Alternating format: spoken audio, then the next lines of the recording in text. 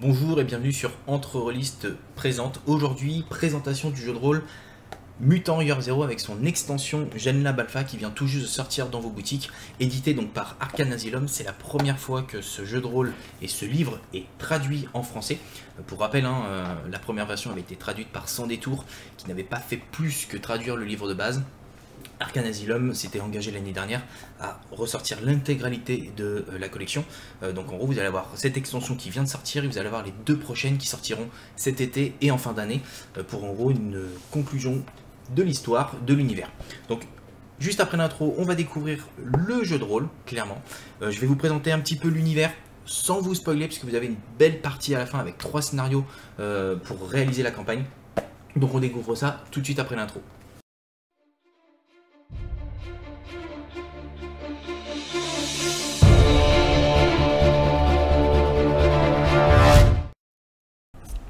Et voici donc le livre Genlab Alpha qui vient donc de sortir dans vos boutiques, édité par Arcane Asylum Publishing. Quand vous l'ouvrez, donc vous allez directement avoir la carte des lieux, Vallée du Paradis, avec les différents habitats en fonction de l'animal que vous représentez. Donc en gros là vous voyez les lapins, les ours, les reptiles, les singes, etc. avec d'autres indications. Ce qu'il faut savoir, c'est que donc ce livre est un livre qui finalement est indépendant. C'est-à-dire que oui, vous avez la collection Mutant Year Zero avec le livre de base qui finalement est le premier livre, mais ce livre est totalement indépendant. Donc vous pouvez très bien acheter ce livre seul parce que vous avez envie de jouer les animaux, ou très bien le rajouter au premier et ainsi rajouter des animaux à votre campagne. Donc ce que nous allons découvrir aujourd'hui, et sans spoil, je le précise, donc vous allez avoir la section des joueurs, avec les différentes parties qui finalement vont pouvoir présenter votre personnage et comment le créer, et la partie section de la meneuse de jeu, où là, j'irai plutôt vite pour justement éviter de vous spoiler. Première partie, donc en haut, prisonnier du paradis, on vous explique qui vous êtes. Vous êtes donc un animal qui finalement a été créé par une entité, des hommes, des veilleurs, vous ne savez pas trop. En tout cas, vous avez le don de parole et vous êtes enfermé dans justement la vallée du paradis, qui finalement est votre prison, parce que finalement vous ne pouvez pas en sortir, vous le voyez bien sur la carte. C'est un énorme enclos géant, un peu comme une réserve naturelle, où vous êtes enfermé et que vous vivez avec d'autres races d'animaux. Comment est-ce que ça va se passer? Donc en haut, vous allez donc créer votre animal. Petite subtilité par rapport au premier qui était donc la création d'un mutant. Là, vous allez créer donc un animal avec finalement une spécificité particulière. C'est que là, vous n'allez pas avoir des points de mutation, mais vous allez avoir des pouvoirs d'animaux qui finalement vont pouvoir avoir d'autres options et d'autres particularités. Ce qui est génial finalement avec Free League et leur moteur Your Engine, c'est que vous allez pouvoir adapter, en tout cas ils ont été capables d'adapter leur moteur à cet univers. Donc en gros vous avez donc les différents types d'animaux et les espèces que vous allez pouvoir créer dans ce jeu, en sachant que vous êtes libre de créer d'autres animaux, bien évidemment. Vous avez donc les noms que vous allez pouvoir avoir. Alors après c'est une règle qui n'est pas forcément à respecter, mais si je prends l'exemple des chiens, c'est-à-dire que si vous décidez de prendre un chien ou un loup, qui finalement donc fait partie de la race des chiens, vous allez devoir porter le nom d'astronaute, de satellite ou de planète, voire d'appareils spatiaux avec un numéro. D'exemple, Hubble 23 ou Sputnik 18, peu importe. Ça donne un petit côté vraiment création de laboratoire de votre personnage. Vous allez avoir donc la création de votre apparence, où c'est vraiment tout descriptif que vous allez pouvoir donner pour lui donner un peu plus de matière. L'âge de votre personnage, contrairement aux mutants où vous n'aviez pas forcément d'âge, là finalement vous allez pouvoir décider d'être jeune, adulte ou ancien, et ça aura un impact direct sur les attributs et les compétences, en tout cas sur les points d'attributs et les points de compétences que vous allez pouvoir avoir, parce que quand vous êtes jeune, vous pouvez avoir 15 points d'attributs, 14 quand vous êtes adulte et 13 quand vous êtes ancien. Et pour les compétences, c'est le contraire, c'est quand vous en avez moins quand vous êtes jeune, et plus quand vous êtes un peu plus vieux. Donc pareil, vous allez avoir les mêmes compétences que Mutant Year Zero, vous en avez 12 exactement. Vous allez également avoir les pouvoirs des animaux et les talents. qui sont bien spécifiques et que nous allons découvrir. Petite particularité également dans ce jeu, c'est que vous allez avoir un rang. Pourquoi? Parce qu'en fait vous vivez dans une tribu, exemple vous êtes un ours, vous vivez dans une tribu d'ours et vous avez un rang, vous avez une hiérarchie dans cette tribu. Est-ce que vous êtes le chef, est-ce que vous êtes le guerrier, est-ce que vous êtes en dessous? Et en fonction de votre rang et du talent que vous allez pouvoir choisir, bah finalement ça va avoir un impact finalement sur votre score, parce que finalement c'est un score, hein, c'est une hiérarchie avec un chiffre, qui finalement va avoir un impact sur votre hiérarchie dans la tribu. Vous allez avoir les équipements, les différents éléments concernant votre planque et les explications pour votre expérience, comment changer de rang en fonction de votre histoire et comment est-ce que votre scénario va pouvoir se dérouler. Parce que si vous êtes le chef, vous n'êtes pas forcément le chef à vie, sachez-le. Une fiche de personnage, type en tout cas, hein, toujours un exemple. Vous avez les fiches, hein, qui sont toujours disponibles sur le site de Arcane Asylum traduites, ou sinon vous les avez en fin de livre pour ceux qui veulent les photocopier directement. Ici, vous allez avoir donc le rôle que vous allez jouer. Vous en avez 5 nouveaux dans ce livre. Sachez que ces 5 nouveaux, une fois que vous avez intégrer les animaux dans votre campagne mutant, ils sont disponibles aussi bien pour les animaux que pour les mutants. Donc après, ça sera vraiment à vous d'être libre là-dessus. Comme je vous l'ai dit, il se joue indépendamment du livre de base, où vous pouvez également le compléter pour une nouvelle campagne, etc. etc. Donc là, j'ai passé, mais vous avez donc deux rôles qui étaient donc l'augure, où là finalement vous allez avoir quelqu'un qui finalement va lire dans les présages de la nature ou autre.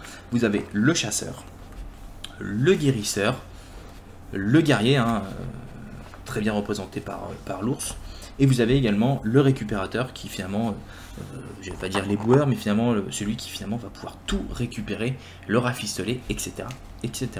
Les compétences, comme je vous l'ai dit, n'ont pas changé, hein, c'est toujours les 12 mêmes du jeu, auxquelles une compétence spécifique à votre rôle va se rajouter, et vous avez également une particularité qui est votre rage bestiale, la petite différence finalement avec le jeu de base où vous aviez des points de mutation. Là finalement vous allez avoir des points de bestiabilité qui finalement vont se rajouter à chaque fois que vous allez décider de forcer un jet. Rappel, hein, dans ce jeu, vous lancez les dés une première fois. Si vous réussissez en obtenant un 6, tant mieux, et vous allez pouvoir réussir votre action. Si vous décidez de relancer, soit pour avoir plus de réussites ou pour avoir une réussite parce que vous n'en avez pas eu, bah finalement vous allez relancer ces dés, sauf les dés qui ont été en échec, hein, donc en gros ceux qui ressemblent au signe radioactif, enfin tous les 1 finalement, représentés par le signe radioactif ou l'explosion. Et là, si vous en obtenez des nouveaux, bah finalement ça vous rajoute des points de bestiabilité. Ces points, je vous explique juste après, parce qu'ils ont un intérêt qui est très intéressant sur cette version de jeu. Donc là, vous allez avoir les équipements, les modificateurs qui vont pouvoir agir sur votre personnage, les différentes actions et les compétences de base, d'accord? Donc en gros, c'est les compétences qui sont liées à vos personnages. Et vous allez avoir également les compétences de spécialiste qui finalement vient de votre rôle que vous avez choisi, que finalement vous allez pouvoir avoir. Et vous en avez 3 par spécialiste. Les talents, donc là vous avez vos talents de départ, hein, c'est là où c'est bien spécifié que vous avez donc 3 talents spécifiques par rôle que vous allez pouvoir choisir. Ils expliquent également qu'en gros au départ vous avez les 3 possibilités offertes par votre rôle et vous allez pouvoir apprendre des nouveaux rôles au fur et à mesure que vous allez gagner des points d'expérience, d'accord? Donc comme le premier jeu, vous avez donc les talents de chasseur, les talents de guérisseur, les talents de guerrier. Les illustrations sont toujours très bien réussi. Et la petite subtilité, donc là c'était mutation dans le livre de base, là vous allez avoir les pouvoirs d'animaux et les effets. Comment ça se passe? C'est très simple, vous gagnez donc des points de bestiabilité à chaque fois que vous décidez de relancer vos dés pour justement obtenir des réussites. À chaque fois que vous obtenez des 1, vous gagnez des points de bestiabilité, donc en gros pour activer vos pouvoirs animaux. Toujours pareil, le pouvoir finalement va s'activer en fonction du nombre de points de pouvoir que vous pouvez avoir. Admettons, on va revenir sur une fiche de personnage, voilà. Donc vous avez en pouvoir animal, vous avez réaction de fuite ou petit, et vous avez un seul point de bestiabilité. Vous décidez donc d'utiliser un point de bestiabilité pour effectuer le pouvoir réaction de fuite, vous réalisez cette action. Il n'y a pas besoin de lancer de dés, en tout cas pour la réussir. Vous allez devoir lancer un dé pour savoir si l'utilisation n'a pas eu un impact sur finalement votre bête, votre animal. En lançant le dé, vous allez tout de suite savoir, si vous obtenez un 1, votre bête va finalement perdre le contrôle et récupérer finalement son côté animal et avoir une incidence sur le jeu, parce que vous allez même perdre votre personnage. Ce sera votre MJ qui finalement récupérera son rôle pendant un laps de temps défini par les dés, où votre personnage sera devenu totalement bestial, aura totalement perdu son côté humain, et vous le récupérez bien plus tard en étant soigné par l'un de vos personnages. Donc là vous avez les différentes listes de pouvoirs des animaux que vous allez pouvoir avoir sur votre personnage, donc en gros en fonction de ce que vous allez décider lors de la création. Ensuite, vous allez avoir la partie conflit et traumatisme. Donc là, c'est toute la partie combat, toute la partie conflit que vous allez pouvoir rencontrer aussi bien dans la vallée du paradis ou en dehors si vous le décidez. Et également tous les conflits que vous allez pouvoir obtenir, avoir dans votre tribu, parce que comme je vous l'ai expliqué, vous allez soit pouvoir perdre votre place de chef si vous êtes chef, soit devenir chef si vous le souhaitez. Donc en gros, il y aura des actions à réaliser. Et forcément, conflit dit traumatisme si vous avez été blessé. Vous avez donc toute la partie combat rapproché qui est expliquée, avec les différentes armes et les bonus, les dégâts réalisés, avec les illustrations. Donc toujours extrêmement bien complet. Vous avez le tableau des blessures critiques, où là vous lancez donc 2d6, et le résultat que ça va donner va vous donner tout simplement la blessure que vous avez. Donc en gros, si vous faites un 66 qui parfois peut être hyper intéressant, là vous obtenez un crâne fracassé, donc en gros vous mourrez sur le coup, vous ne connaîtrez jamais la liberté, ce qui est bien dommage. Donc en gros ce sera le moment de créer un nouveau personnage, vu que c'est assez facile sur ce système et en plus à intégrer dans l'histoire. Ne vous attachez pas trop à votre personnage, parce que vous allez mourir très vite. Donc là on vient de voir toute la partie création de votre personnage et gestion des combats ou des pouvoirs bestiaux. Là vous allez avoir l'explication de la vallée du paradis, qui vous êtes, où vous êtes, pourquoi est-ce que vous êtes là, en sachant que vous n'avez pas toutes les réponses bien évidemment, et qui vous surveille, parce que vous avez des veilleurs qui finalement sont des drones, des objets de métal qui finalement veillent sur vous, font en sorte de vous garder dans l'enclos. Et aujourd'hui vous êtes enfermé dans cet enclos, sauf que vous voulez sortir de cet enclos. Ensuite vous avez la géographie de la vallée du paradis, avec finalement leur clôture extérieure, où est-ce que c'est, les clôtures intérieures, les différentes forêts, la rivière, le lac. Vous avez même une petite station de ski si vous souhaitez partir en vacances, sachant que c'est un peu la période. Vous avez différentes routes. Enfin, en gros, tout est expliqué pour finalement vous dire, voilà, vous êtes dans un enclos qui est quand même connu. Vous avez toutes ces illustrations qui vous permettent finalement de vous projeter dans cet univers. En tout cas, vous êtes clairement clos. Ça, c'est si vous souhaitez partir sur les campagnes qui sont incluses dans ce livre. Comme je vous l'ai dit, c'est un standalone, ou tout simplement vous l'intégrez à votre premier livre, Mutant Year Zero, si vous souhaitez jouer un animal. La partie suivante, c'est clairement la partie pour la meneuse de jeu. Donc c'est la partie spoil, clairement. On va aller très vite, le but c'est pas non plus que je vous spoil. Toute la première partie, donc le chapitre 8, vous explique un peu plus en détail qu'est-ce que vous faites là. Pourquoi est-ce que vous êtes dans la vallée du paradis, et vous allez obtenir les réponses une fois que vous aurez atteint la fin du scénario, sur qui vous êtes, qui vous a créé, et les éléments de réponse que vous aurez dans les prochains suppléments qui sortiront par Arcane Asylum Publishing, qui sont prévus donc soit pour cet été, soit pour la fin de l'année pour le dernier, et début 2023. Donc en gros toute la collection sera complète d'ici un an. Donc là cette partie là, il y a 4 pages vous permettront de connaître un peu plus sur l'histoire. Ensuite vous avez donc les veilleurs et les monstres, comme je vous l'ai expliqué. Les veilleurs, ce sont des robots qui ont été créés pour vous surveiller. Donc vous avez les différents robots et les différentes illustrations, ainsi que leurs compétences, leurs attributs et leurs armes, si vous les rencontrez. Donc ça peut être très intéressant et très complet pour la meneuse de jeu. Vous avez les différents animaux sauvages, les monstres qui se retrouvent finalement dans cet enclos, hein, parce qu'ils sont enfermés avec vous, qui finalement ça peut être aussi bien des animaux qui ont perdu le contrôle et qui sont redevenus des bêtes, ou tout simplement des monstres qui ont totalement muté et qui finalement vous attaquent. Là vous voyez, on voit clairement un énorme requin qui à mon avis n'est pas une création de la nature.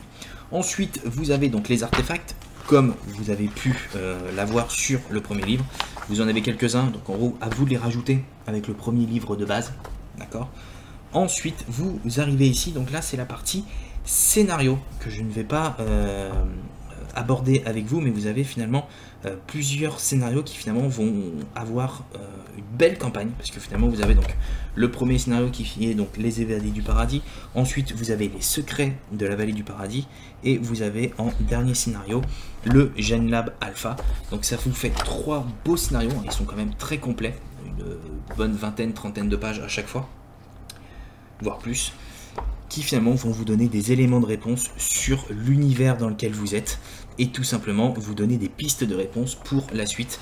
Et à la toute fin, l'objectif c'est évidemment de sortir de cette vallée et d'ainsi rentrer dans la zone avec les mutants. Donc à vous vraiment de choisir de est-ce que vous prenez ce livre seul pour vous lancer finalement dans cette nouvelle aventure, et c'est clairement suffisant, le livre seul suffit. Il est vendu donc 45 € dans toutes vos boutiques ou directement sur le site. J'espère que cette présentation vous aura plu et vous donnera envie d'acheter le jeu de rôle qui vient donc tout juste de sortir. Comme je vous l'ai dit, il est totalement indépendant de son grand frère de l'univers, donc clairement soit vous le complétez avec les jeux que vous avez déjà, soit vous partez vraiment dessus parce que vous avez envie de jouer un animal qui parle. En tout cas le jeu est extrêmement complet parce que finalement la campagne va vous permettre d'avoir plusieurs heures de jeu, plusieurs jours de jeu clairement, avant de vouloir peut-être passer sur celui-ci si vous ne l'avez pas. En tout cas pour ceux qui sont déjà dessus, ça va être un très beau supplément parce qu'en gros vous allez pouvoir intégrer l'ensemble des règles et des compétences et des animaux, etc., etc. dans cet univers. Donc vraiment foncez, c'est un jeu qui est vraiment très accessible grâce à son moteur, le Year Zero, qui a été créé par Free League avec ce jeu justement. Il y a toutes les mises à jour qui ont pu être faites parce que finalement ce système est quand même hyper bien adapté à tous les univers qu'ils ont pu faire, que ce soit Alien, que ce soit Tales from the Loop, que ce soit Blade Runner qui arrive très prochainement, ou Vaesen qui finalement va arriver aussi par Arkham Asylum. Donc clairement foncez, hyper accessible. Donc en gros si vous êtes débutant dans le jeu de rôle et que vous adorez le post-apocalyptique ou que vous avez envie de vous lancer, vraiment allez-y les yeux fermés, c'est une valeur sûre. En tout cas si vous voulez essayer, je vous avais déjà présenté le livre de règles ainsi que son livret d'introduction, donc je vous mettrai le lien dans la description ou juste en haut pour que justement vous puissiez vous faire une petite idée. En tout cas j'espère que ça vous aura plu, pensez au pouce, ça nous fait toujours plaisir, et à vous abonner. On revient très prochainement avec plein de contenu avec l'ensemble de l'équipe entre rôlistes et évidemment le contenu entre jeux studio. Merci.